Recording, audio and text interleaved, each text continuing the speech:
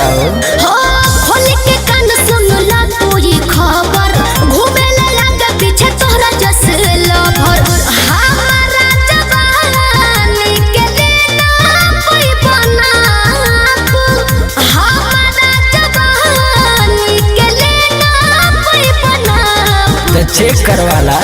कहीं को बीन पाना चावा कई गो सांप आने बाप रे बाप। का बाप रे बाप? कहीं को बीन पाना चावा कई गो सांप आने बाप रे बाप। अच्छा तब का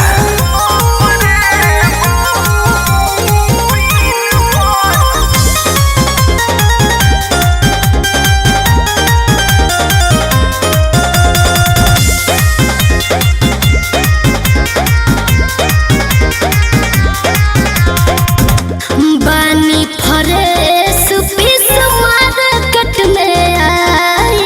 ओहो। हमारा के पावे है खातिर सोभे पगलाई।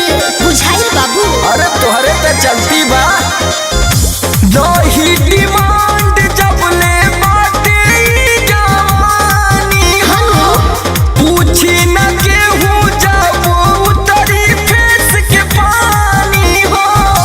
हो तो साइड में ना तो दे हो मचाप। हनु हो तो साइड में ना तो दे हो मचाप। अरे रोलर हऊ का हो। कहीं को बीन पाना चावा कई गो सांप आने बाप रे बाप। अरे काहे चिहाता?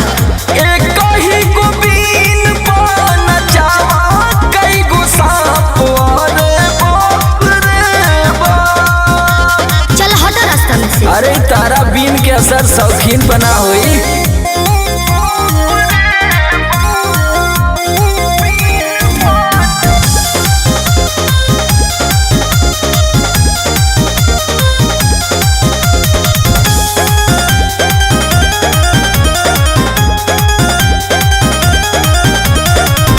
यादव राज हमरे बाबोल वाला। वाह। होई हम चाभी जे खोल दिल के ताला। अरे हम करत नहीं। ऐसे जे सुघर देहिया देखाई बुहा।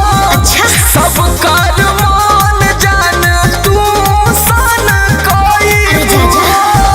जिला में बहनी समरसा का सेटा।